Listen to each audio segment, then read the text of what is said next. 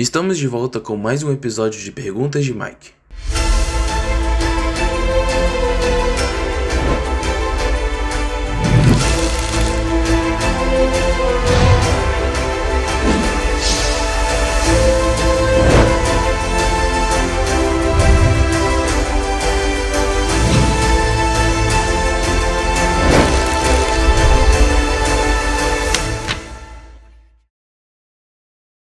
Episódio de hoje, 1000 anos. Mike hoje está com seus pais e seu tio Gustavo no IABC, pois haverá um grande Campuri daqui a poucos dias neste lugar. Enquanto ele e seu tio verificavam o local, seus pais acertam os detalhes do stand do projeto missionário da família. Então, Mike aproveitou para fazer algumas de suas perguntas ao pastor Christian, que é líder de desbravadores de toda a União Centro-Oeste Brasileira, que envolve os estados Tocantins, Mato Grosso do Sul, Mato Grosso, Distrito Federal e Goiás, e está fazendo os últimos ajustes para a realização do Grande Campuri, O Segredo, que receberá 17.000 desbravadores. Que bom, pastor Christian, que aceitou responder minhas perguntas. Sei que está muito corrido e o Campuri está perto, e você tem muito o que fazer. É verdade, mas olha, essa oportunidade da gente conversar sobre milênio, ela é muito importante e ela pode fazer diferença na vida de muita gente. Então vamos lá, vamos conversar sobre o milênio. Pastor, eu estava estudando as profecias e sei que a Terra será destruída na volta de Jesus e fiquei com muitas dúvidas. Isso até me deixou confuso e um pouco assustado. É mesmo necessário que tudo seja destruído? Jesus vem nos buscar e as pessoas que o rejeitaram enfim morrerão? São cenas difíceis. Mike, eu compreendo a sua preocupação. É natural se questionar sobre eventos tão grandiosos e com consequências tão impactantes. As cenas que acontecerão no final dos tempos, elas resultarão no final do conflito entre o bem e o mal, um ponto importante da história da humanidade. Infelizmente, os ímpios perdem tudo e veem as consequências da escolha que fizeram, mas não se arrependeram disso.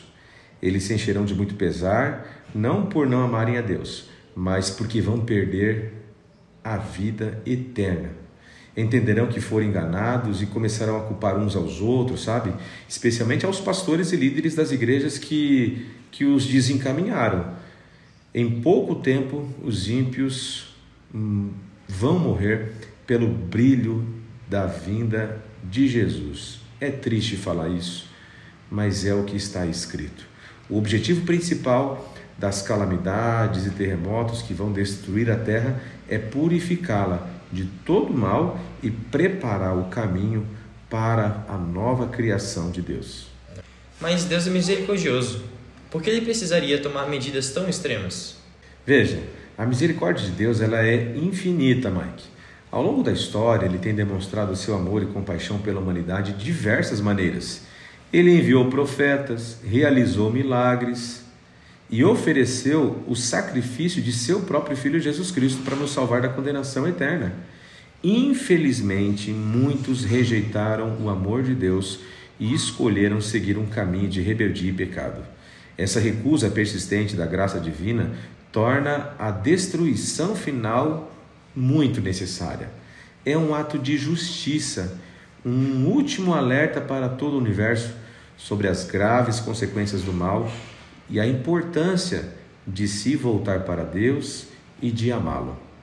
E enquanto todas essas coisas estiverem acontecendo antes de Jesus voltar, o que acontecerá com os que foram fiéis a Deus?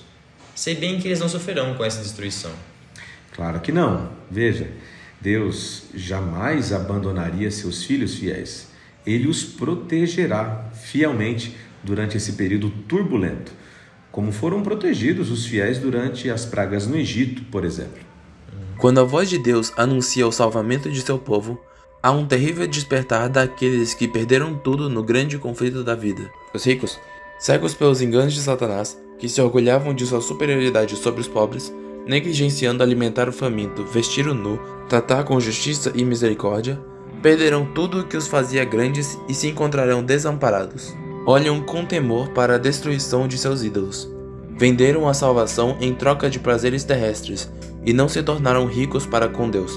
O líder religioso que sacrificou a verdade a fim de alcançar o favor dos homens percebe agora a influência de seus ensinos que levavam os homens a descansar seguros no que era falso, agora contempla o resultado.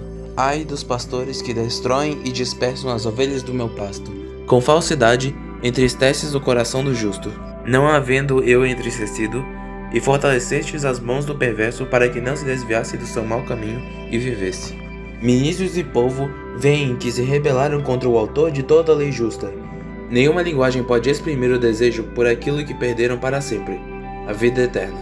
Agora que todos tomaram sua decisão, os ímpios se uniram completamente a Satanás em sua luta contra Deus. Na desvairada contenda de suas próprias e violentas paixões, e pelo derramamento da ira de Deus sem mistura, caem ímpios líderes religiosos, governadores e povo. O que o Senhor entregar à morte naquele dia, se estenderão de uma a outra extremidade da terra. Então, por ocasião da vinda de Cristo, os ímpios são consumidos pelo resplendor de sua glória. Cristo leva seu povo para a cidade de Deus, e a terra é esvaziada de seus moradores. Eis que o Senhor devasta e desola a terra, transforma sua superfície e lhe dispersa os moradores. A terra será de todo devastada e totalmente saqueada, porque o Senhor é quem proferiu esta palavra. Porquanto transgridem as leis, violam os estatutos e quebram a aliança eterna. Por isso a maldição consome a terra, e os que habitam nela se tornam culpados. Por isso serão queimados os moradores da terra, e poucos homens restarão. A terra se parece com um deserto assolado. Cidades destruídas pelo terremoto, árvores desarraigadas, pedras escabrosas arrancadas da terra e espalhadas sobre sua superfície. Certo. Todos os que tiverem sido fiéis e obedientes subirão com Jesus para o céu. Os que se entregarem ao pecado estarão aqui na terra já mortos. E Satanás e seus anjos? O que acontecerá com eles? É uma boa pergunta. Você consegue se lembrar da história do bode expiatório que era levado para o deserto, quando Deus estabeleceu todo o ritual do santuário, do tabernáculo no deserto? Você lembra? Sim, eu lembro. No momento da expiação, traziam 2 bodes, um para Deus e outro bode expiatório. O bode para Deus era sacrificado, e o seu sangue era levado para o lugar santíssimo, mas o bode expiatório não. Todos os pecados perdoados do povo eram transferidos para esse bode, e ele era levado para o deserto, a fim de perambular por lá sozinho. Mas o que isso tem a ver com esse tempo que estamos falando? Bom, tudo. Esse é o tempo na história em que essa profecia se cumpre. Era uma profecia figurada. Então, o santuário contava com seus detalhes tudo o que ia acontecer até o final dos tempos. Interessante. Preciso estudar mais sobre o santuário. Sim, Deus gosta de usar métodos bem interessantes para ensinar. Bom, então, como aconteceu com o bode emissário ou expiatório, os pecados do povo serão colocados sobre Satanás e ele vai ser banido da terra, que estará como um deserto, depois de todos os terremotos e a destruição que acontecerão justamente antes da volta de Jesus. Satanás ficará sozinho com seus anjos. E esses anjos irão culpá-lo também por tudo aquilo que aconteceu. Vai ser uma grande confusão. Agora eu já entendi o que está escrito em Apocalipse. Então vi, descendo do céu, o anjo que tinha nas mãos a chave do abismo e uma corrente pesada. Ele agarrou o dragão, aquela velha cobra que é o diabo ou Satanás, e o amarrou por 1000 anos. Então o anjo jogou o diabo no abismo e trancou e selou a porta para que ele não enganasse mais as nações até terminarem os 1000 anos. Depois desses 1000 anos, é preciso que ele seja solto por pouco tempo. Isso mesmo. É exatamente esse texto. Nesse texto, João descreve a terra nesse período como um abismo. Assim, Satanás e seus anjos estarão sozinhos aqui na terra por 1000 anos. A terra estará toda destruída. Durante 1000 anos, Satanás contemplará os resultados de sua rebelião contra a lei de Deus. Seus sofrimentos serão imensos. É muito tempo. É mais tempo do que qualquer condenação que algum preso teve que cumprir na cadeia. O que estaremos fazendo durante esse tempo? Nós, os justos, estaremos vivos com Jesus no céu. E a Bíblia diz que o período que a gente vai passar com Ele no céu será um período de 1000 anos. E lá, Deus responderá muitas perguntas que nós temos. Ocorre agora o acontecimento prefigurado da última cerimônia do dia da expiação, quando o sumo sacerdote confessava todas as iniquidades dos filhos de Israel sobre a cabeça do bode. Semelhantemente, ao completar-se a obra de expiação no santuário celestial, na presença de Deus e dos anjos celestiais e da multidão de remidos, então Os pecados do povo de Deus serão postos sobre Satanás. Declarar-se-á ser ele o culpado de todo o mal que os fez cometer. Assim como o bode emissário era enviado para uma terra não habitada, Satanás será banido para a terra desolada. O termo abismo vem de abyssos ou abyss no grego. O mesmo termo aparece em Apocalipse 9, 1 e 2, referindo-se ao vasto e arenoso deserto árabe. Em Romanos 10, 7, o termo quer dizer sepultura. Em Gênesis 1, 2, ele é traduzido como profundo e descreve a superfície da terra antes da criação, quando era sem forma e vazia. Uma linguagem quase idêntica é usada por Jeremias. Observei a terra, e eis que era sem forma e vazia, também os céus, e não tinham a sua luz. Observei os montes, e eis que estavam tremendo, e todos os outeiros estremeciam. Observei, e eis que não havia homem algum, e todas as aves do céu tinham fugido. Vi também que a terra fértil era um deserto, e todas as suas cidades estavam derrubadas diante do Senhor, diante do furor de sua ira. Porque assim diz o Senhor: toda esta terra será assolada, de todo, porém, não a consumirei.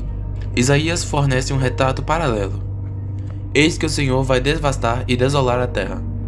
Vai transtornar a sua superfície e lhe dispersar os moradores.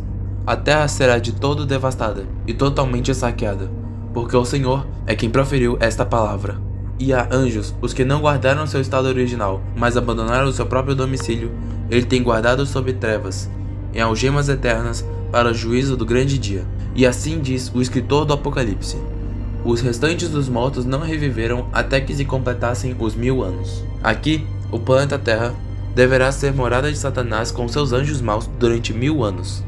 Restrito à Terra, ele não terá acesso a outros mundos para tentar e molestar os que nunca caíram. É nesse sentido que ele está preso. Não resta ninguém sobre quem ele possa exercer o seu poder. Ele está inteiramente separado da obra de engano que durante tantos séculos foi o seu único deleite. Durante 6.000 anos o seu cárcere recebeu o povo de Deus, mas Cristo quebrou os seus laços, pondo em liberdade os prisioneiros. Sozinho com seus anjos maus, ele compreende os efeitos do pecado. Todos os reis das nações, sim, todos eles, jazem com honra, cada um no seu túmulo. Mas tu és lançado fora da tua sepultura, como um renovo bastardo. Com eles não te reunirás na sepultura, porque destruíste a tua terra e mataste o teu povo. Durante 1000 anos, Satanás contemplará os resultados de sua rebelião contra a lei de Deus. Seus sofrimentos são intensos. É deixado agora contemplar a parte que desempenhou desde que a princípio se rebelou e para aguardar com temor o futuro terrível em que será punido. Então, enquanto Satanás e seus anjos estão na terra desolada, nós estaremos no céu, participando do julgamento. E então vai ser como assistir vídeos do céu e entender o que realmente aconteceu? Olha, Apocalipse capítulo 20, verso 4 e 6 descreve e traz para a gente essa exata resposta. Em seguida havia alguns tronos e os que estavam sentados neles receberam o poder de julgar. Vi também as almas das pessoas que tinham sido degoladas porque haviam anunciado a mensagem de Deus e a verdade que Jesus revelou. Eles não tinham adorado o monstro nem a sua imagem, nem tinham recebido o seu sinal na testa ou na mão. Tornaram a viver e reinaram com Cristo durante 1000 anos. Felizes e abençoadas as pessoas que forem incluídas nessa primeira ressurreição, pois a segunda morte não tem poder sobre elas. Serão sacerdotes de Deus e de Cristo e reinarão com Ele durante 1000 anos. Deus vai nos dar a oportunidade de podermos acessar os livros e tirar as dúvidas que tivermos a respeito do julgamento. Ele mostrará através das histórias das pessoas que se salvarem e até mesmo das pessoas que se perderem, de que Ele foi justo com cada uma delas, de que Ele conduziu a vida, de que Ele deu a oportunidade para que todas elas se salvassem. Que interessante! Já pensou? Participar do julgamento final, que massa! Exatamente. Nosso Deus é extraordinário. Em Coríntios diz assim: será que vocês não sabem que o povo de Deus julgará o mundo? Não sabem que julgaremos até mesmo os anjos? Quando a Bíblia fala que julgaremos homens e anjos, ela quer dizer os anjos maus e as pessoas ímpias que morreram na terra, não é mesmo? Isso mesmo. Nós examinaremos todas as decisões que Deus tomou e veremos quão justo ele foi. E durante esse tempo, Deus nos ajudará a entender tudo aquilo que aconteceu nessa terra. Tá, agora vamos lá. Quero saber o final dessa história. O que acontece então depois dos 1000 anos? Tudo depois de ter terminado o julgamento. Ah, Mike, será um momento bem tenso. Em Apocalipse diz com detalhes o que acontecerá. Primeiro, a cidade santa descerá do céu, lindíssima. Isso está escrito em Apocalipse capítulo 21. Diz assim: E eu, João, vi a cidade santa, a Nova Jerusalém, que descia do céu adereçada, ou ataviada, ou adornada, como uma esposa ataviada para o seu marido. Segundo, os mortos da terra, eles ressuscitarão. Essa é a segunda ressurreição. É a ressurreição das pessoas que não se salvaram. Mas os outros mortos, eles não viveram até que os 1000 anos se completassem. Isso já está escrito em Apocalipse capítulo 20, o verso 5. Terceiro, Satanás será solto. Veja o que diz a Bíblia. E acabando-se os 1000 anos, Satanás será solto da sua prisão e sairá a enganar as nações que estão sobre os 4 cantos da terra, Gog e Magog, cujo número é como a areia do mar, para os juntar em batalha. E por fim, foram atacar a cidade santa, Nova Jerusalém, que descia do céu, e acabaram sendo destruídos completamente para sempre. Subiram sobre a largura da terra e cercaram o arraial dos santos e a cidade amada. Mas desceu fogo do céu e os devorou. E o diabo, que os enganava, foi lançado no lago de fogo e enxofre, onde está a besta e o falso profeta, e de dia e de noite serão atormentados para todo sempre. Uau! Já sei de onde os filmes tiraram tantas ideias. Primeiro já penso logo. Os mortos não estarão transformados, então será tipo apocalipse zumbi. Não é possível. Vão tentar pegar a cidade para eles. Ainda bem que não conseguirão. Deus é muito poderoso. Sim, Mike, nesse tempo o universo já terá provas suficientes que o diabo não tinha razão e que Deus é justo e que tudo que ele fez certo e bom desde o início. Não se esqueça, as profecias bíblicas dão a certeza para a gente de que o mal será vencido e a justiça prevalecerá. Durante os 1000 anos entre a primeira e a segunda ressurreições, ocorre o julgamento dos ímpios. Neste tempo, os santos julgarão o mundo. Paulo indica que este juízo acontece após o segundo advento. De sorte que nada julgueis antes do tempo, até que o Senhor venha, ao qual também trará à luz as coisas ocultas das trevas, e manifestará os desígnios dos corações, e então cada um receberá de Deus o louvor. Os justos reinam como reis e sacerdotes. João diz: Vi também tronos, e nestes sentaram-se aqueles aos quais foi dada a autoridade de julgar. Serão sacerdotes de Deus e de Cristo, e reinarão com ele os 1000 anos. Em união com Cristo, eles julgam os ímpios, decidindo cada caso de acordo com as ações praticadas no corpo. É determinada a parte que os ímpios devem sofrer, segundo as suas obras, e o registro é feito junto a seus nomes, do livro da morte. Satanás e os anjos maus são julgados por Cristo e seu povo. Quando terminar o julgamento, todo o universo saberá que nenhum pecador se ergueu sem que lhe fosse dada uma oportunidade. Nenhuma pessoa será condenada por algo que não conhecia, mas cada perdido estará nesta condição porque não andou pela fé, dentro da luz que possuía. Então, é assim que termina o grande conflito entre o bem e o mal? O que acontece agora? O mal já não existirá. Ah, quero saber o final. Me conte, pastor. Ah, como se diz na TV, a seguir as cenas dos próximos capítulos. Mike, isso quem vai te contar é o pastor Udolci. Eu já sei que vocês terão um encontro, e certamente vai ser um encontro inesquecível. Nos encontraremos novamente no Campuri, tudo bem? Campuri, o segredo. Falta pouco, a gente se encontra. Fico feliz em saber disso. Aprendi muito todos esses anos. Aprendi tanta coisa e ainda há muita coisa para aprender. Garanto que, como eu, outras pessoas também terão muitas perguntas a fazer a Jesus. Enquanto isso, acho que preciso só contar com o fato de que Ele me ama e Ele é justo. E que um dia vai me explicar tudinho. Obrigado, pastor Christian, por tirar um tempinho para esclarecer minhas dúvidas sobre os eventos finais deste mundo. Eu que agradeço a sua visita, foi muito bom a gente conversar sobre o milênio. E olha, o que você falou é a mais pura verdade. Tudo que nós precisamos guardar no nosso coração é a certeza de que o nosso Deus é bom e justo. E é a grande artimanha de Satanás tentar destruir a nossa confiança e o nosso amor em nosso Salvador. Valeu, obrigado. Valeu, pastor. Bom, chegamos ao fim de mais um episódio. Cada vez temos mais certeza de que através da leitura e do estudo da Bíblia, podemos encontrar consolo e a certeza de que Deus está no controle e que um futuro maravilhoso nos espera. No próximo episódio, a guerra acabou, o amor venceu.